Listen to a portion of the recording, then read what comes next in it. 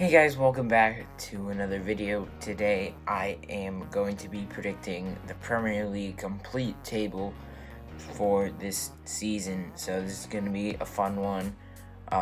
We'll look back on it when the season's over and see how I did. So let's get into it. Make sure to like and subscribe. This is going to be a good one. So I have completed the table and I'm going to start from 20th and work my way up to 1st. And in 20th place, I have put Norwich City. I don't think they're really good enough for the Premier League. They have some good players. They've made some good, decent signings, but not quality enough for the Premier League. They lost probably their best player in Emiliano Buendia. He went to Aston Villa.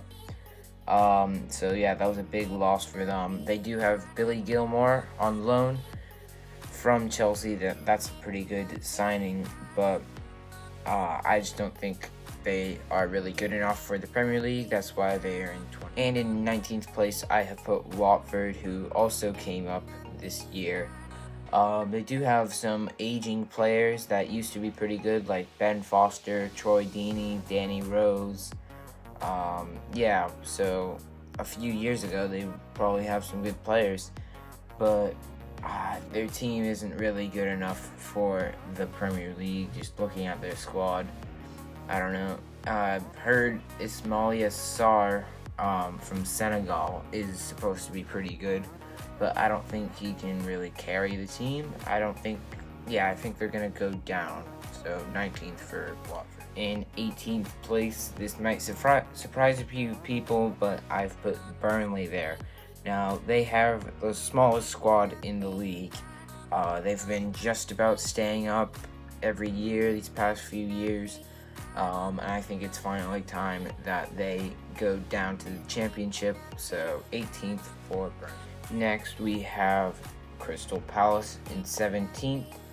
And they've made some decent signings in Joachim Anderson, Conor Gallagher, and Nathaniel Klein. I think they are going to have a tough year. Eberechi Eze, who I think is a very good player, is out until I think December or January. So yeah, that'll be a big miss for them. They also have a new manager in Patrick Vieira, so I think it'll be a tough first year for him, but they will survive. In 16th place, I've put Southampton. They've lost some good players like Ryan Bertrand and Danny Ings, and they haven't really signed anyone new that is going to help their team very much. So I think it's going to be a tough year for them as well. I wouldn't be surprised if their manager, Ralph Hasenhüttl, gets sacked. So 16th place for Southampton. In 15th place, I put Brentford. Now Brentford have also just come up. They have a brilliant striker in Ivan Toney, but I don't know very much about them, but I've heard that they could be pretty good. They've been trying to make it into the Premier League for a long time now, and yeah, I think they're gonna have a decent start to life in the Prem. In 14th place, I put Newcastle. Of course, they have some very good players now. Like Alan St. Maximin, Joe Willock is coming back, I believe. They also have Callum Wilson. So they have a pretty decent team right now, but they always have a lot of injuries. So I think they'll have a tough start to the season, but I think they'll do well towards the end. So 14th for Newcastle. Wolverhampton Wanderers, now I've put them in 13th. They had a tough year last year, and I think it'll be tough again this year. Raul Jimenez is going to be back though, but he'll have to play with a bandage on his head after that horrific injury last year. I think they're now just a mid-table team that aren't going to push for Europe, but aren't going to be in the relegation battle. So 13th for Wolves. I've put Brighton in 12th. Brighton are in real need of a striker. That's the only missing piece that they need to become a decent team, because they have everything else. So yeah, I think this season could be a lot better for them. I think they could get out of relegation battles and could become a mid-table team. 11th place, and I have put Everton. I also think that they could become a mid-table team once again. It looked like they were going to be being in the Europa League every year at the start of last season. It looked like they could even be in the Champions League, but they fell short of that.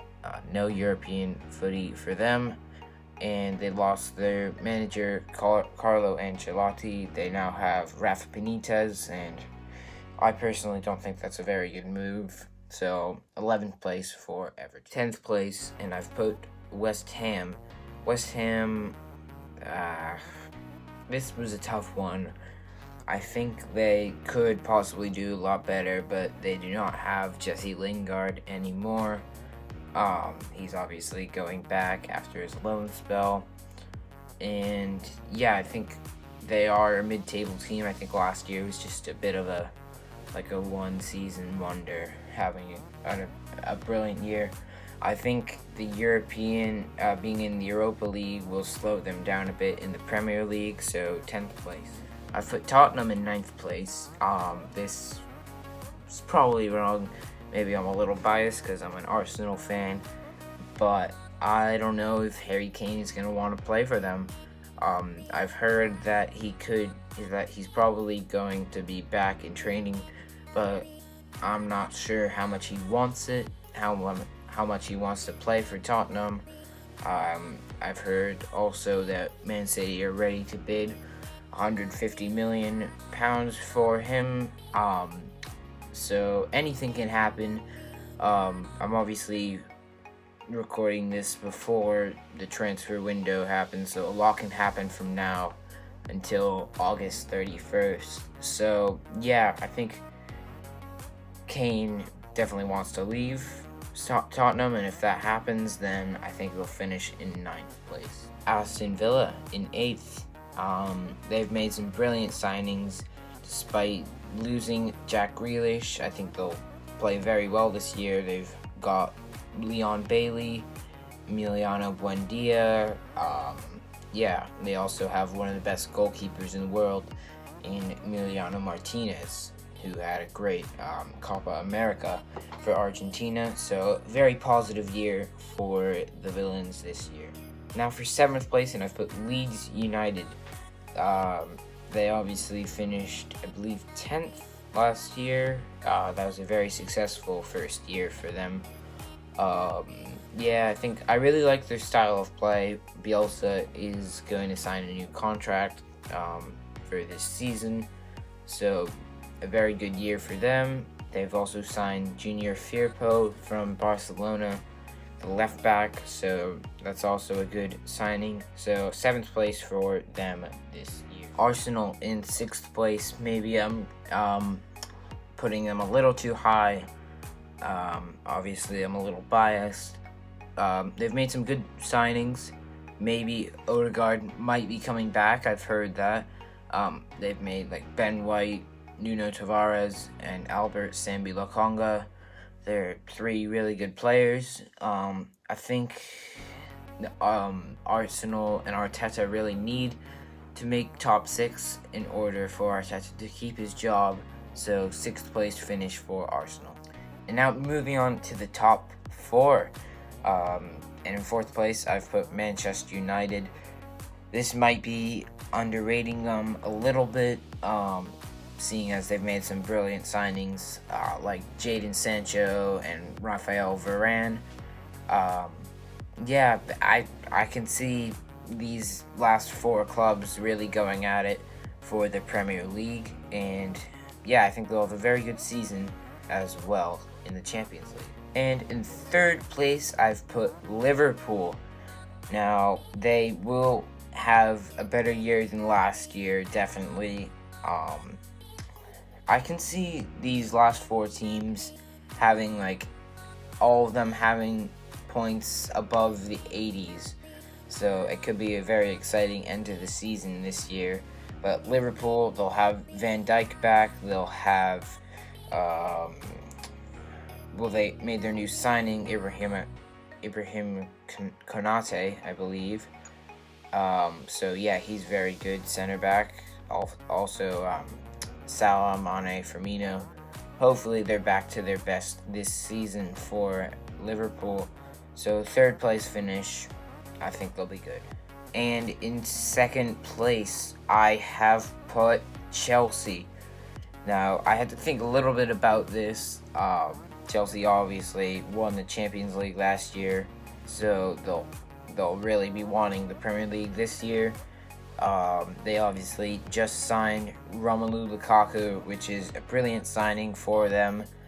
They have Kai Havertz, Timo Werner, Christian Pulisic, Hakim Ziyech, so many great players, and yeah, probably one of the best goalkeepers in Edouard Mendy.